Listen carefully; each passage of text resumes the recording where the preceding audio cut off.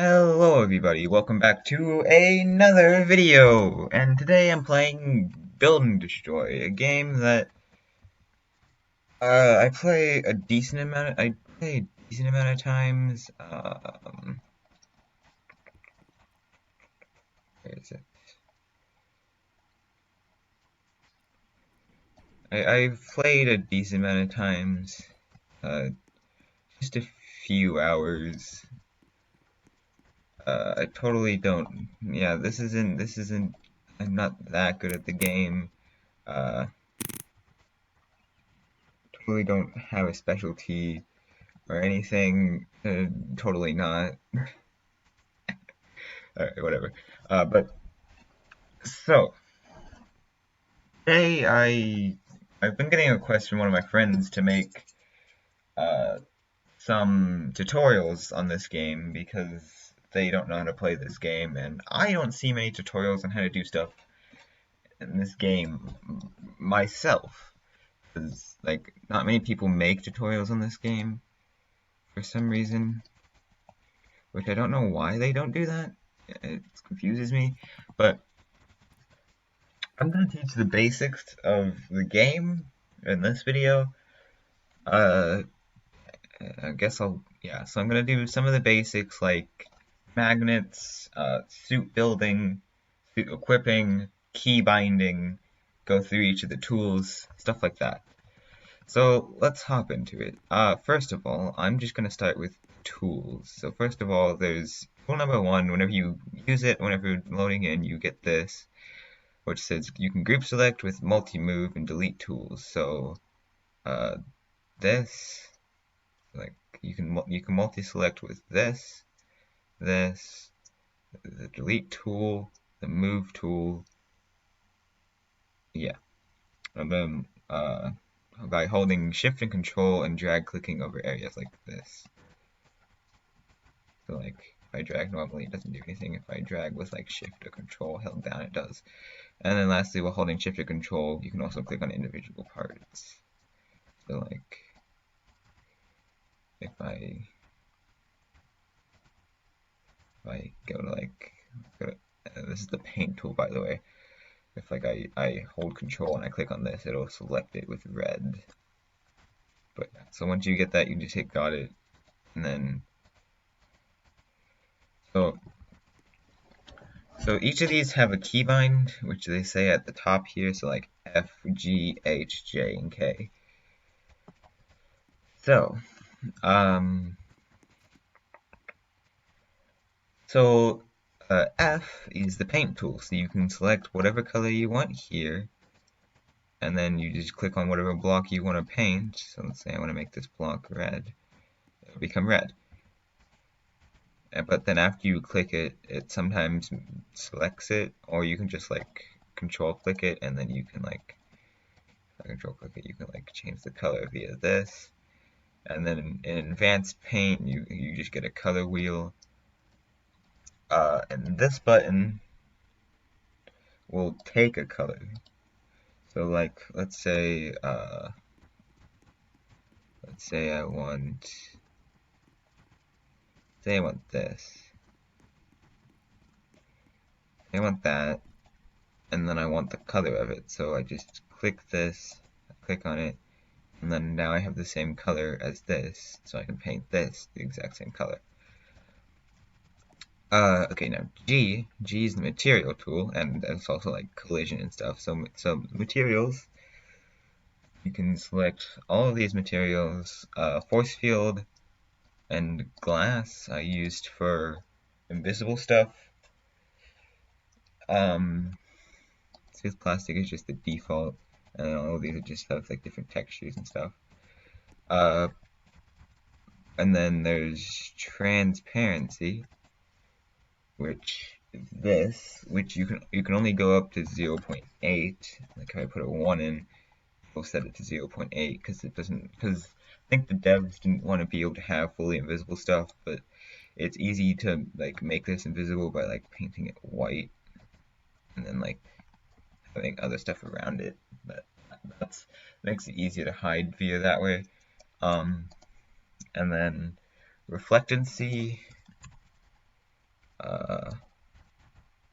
we'll do stuff like that. So like if this is like this, it'll make it look really reflective, or like a piece of ice or something. And then the collision is what you think. If I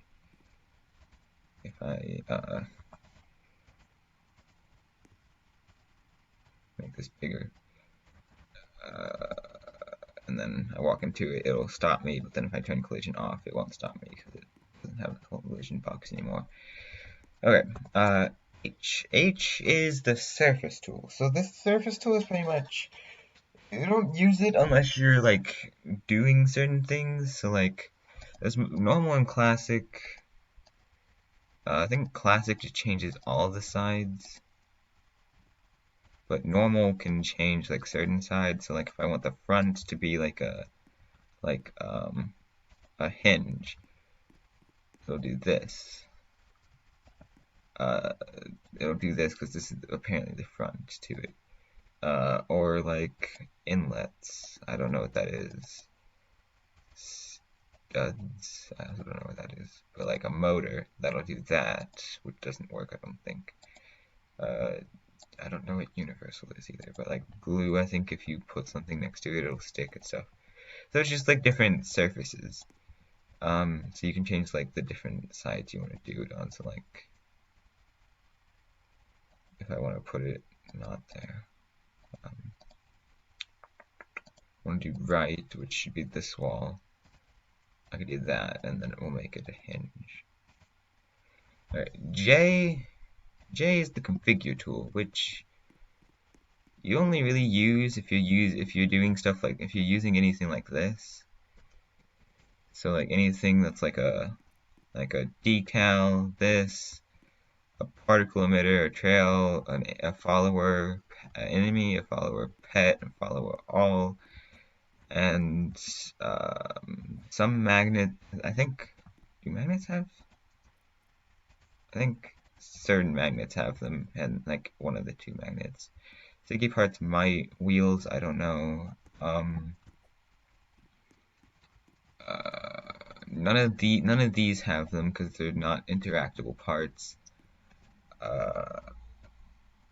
I don't know if these have them. The hover does, thruster does, sound part does, conveyor does, I think the spotlight does, the motor does.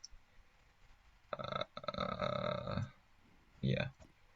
So pretty much what it does is, I guess I'll bring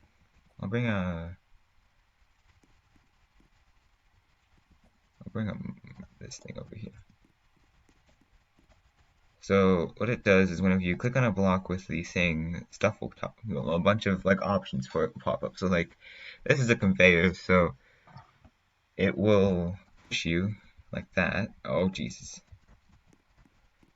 It'll push you like that if you have it on both, but if you have it on conveyor, it'll push you on thrust. However, it will not push you because conveyors people use a lot for movement, because since they move a creation easily, or they can just be used as a conveyor, either one.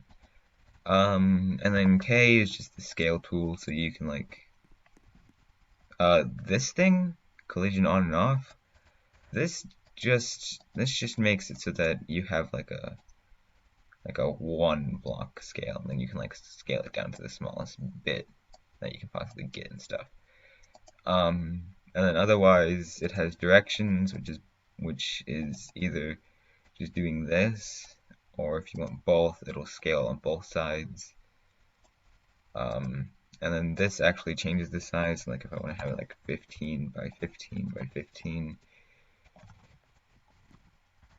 there's a 15 by 15 by 15 cube that I just made. And then like the increments, you really don't want to go below 0.01 or even 0.1, because nothing welds under 0.1. So like if you tried to weld this to something, it would work, but if you tried to weld like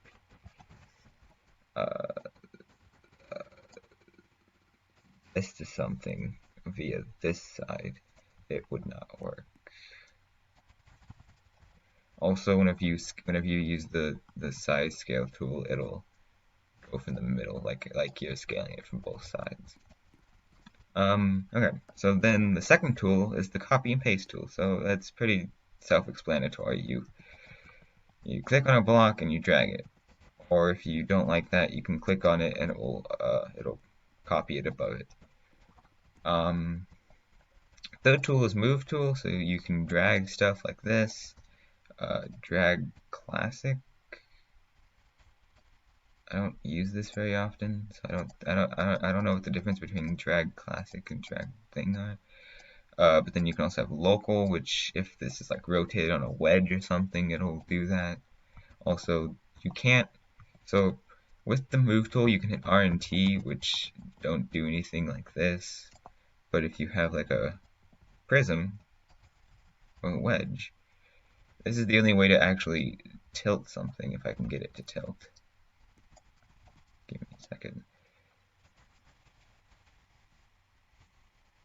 Yeah, so that's the only way to tilt something like that, and then you can like just size the wedge to whatever size you want it to be. Yeah, so that's the move tool. Local will move on its angle. Global will move on a grid, like up and down, left and right, but otherwise it'll like be like this or whatever.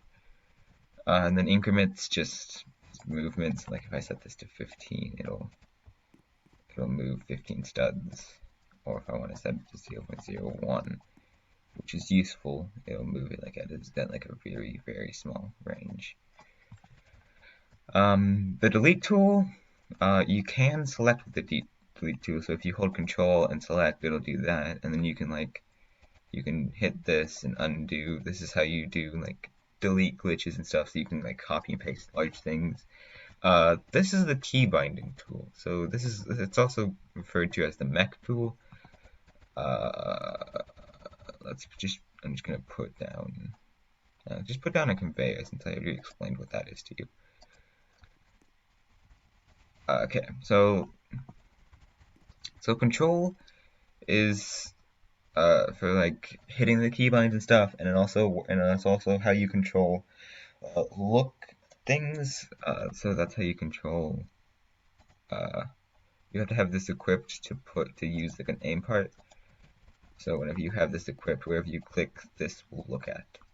And then whenever you hit edit, you then anything that you hover over that has a pink outline means it's not keybind. So then you click on it, and then you have this, which is tap to select keybind. So you click it, and then like if I wanted to have F, you do that.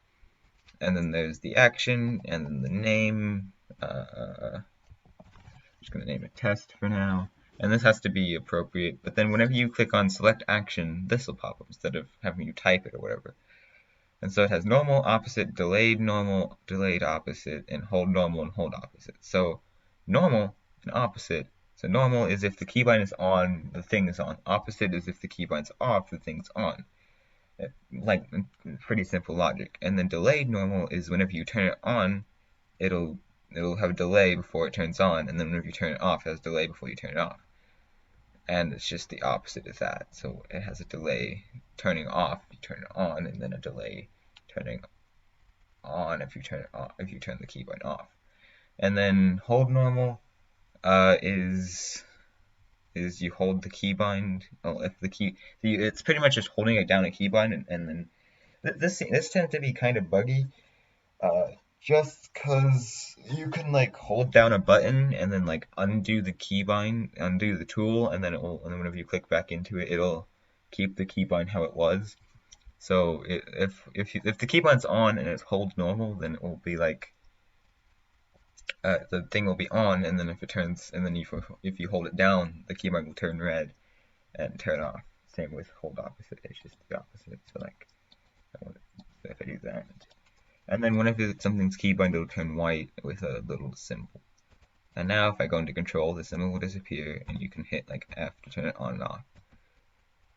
Most interactables will do that. And then also if you have this pop up, it just means you can click on another thing, and it will another non-keybind thing, and it will keybind it whenever you click on it immediately. And now if I go into control, yeah, they both turn off. That's how most of the interactables work. This is the insert tool. So this is what I was using to insert blocks. Like basic blocks have shapes, meshes have more complex shapes. Technology has like all the different triggers and stuff. So like it also has the soup builder, which is a tutorial that I'm gonna make next on how to do stuff with the soup builder, because soups are what I mainly do.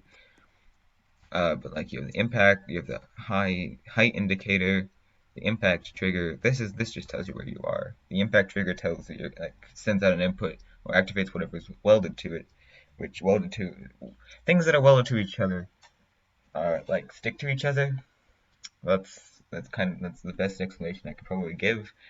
Just have it attached to that, and if it doesn't work, then it's not attached to it. Um, and there's chat activation, which is a new block, which is just another trigger. And so chat activation is actually done via the configure tool, so you can have like all of this stuff. And then there's like a shield which can block you from things. It doesn't actually show up whenever it's active. It only shows up like that. See, it doesn't actually show up. And then you have like drone decoys and all sorts of stuff here.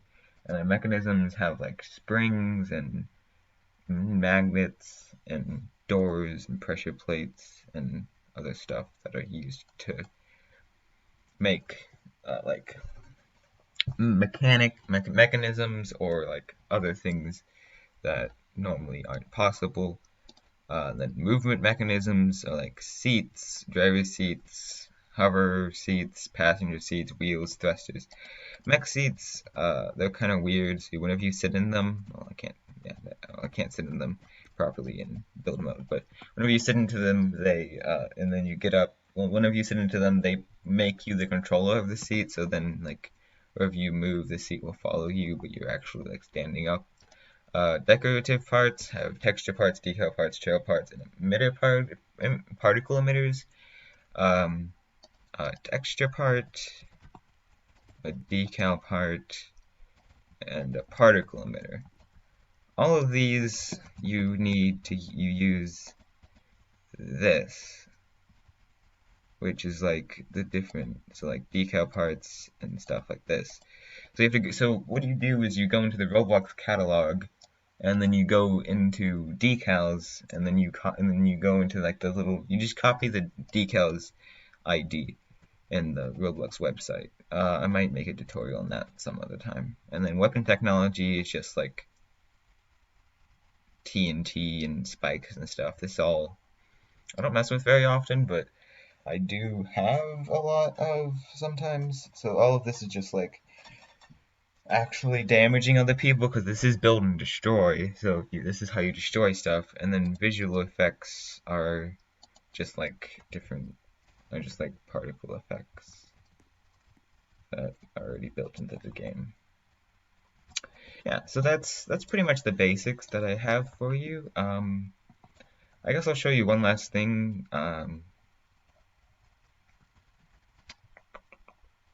If I have it.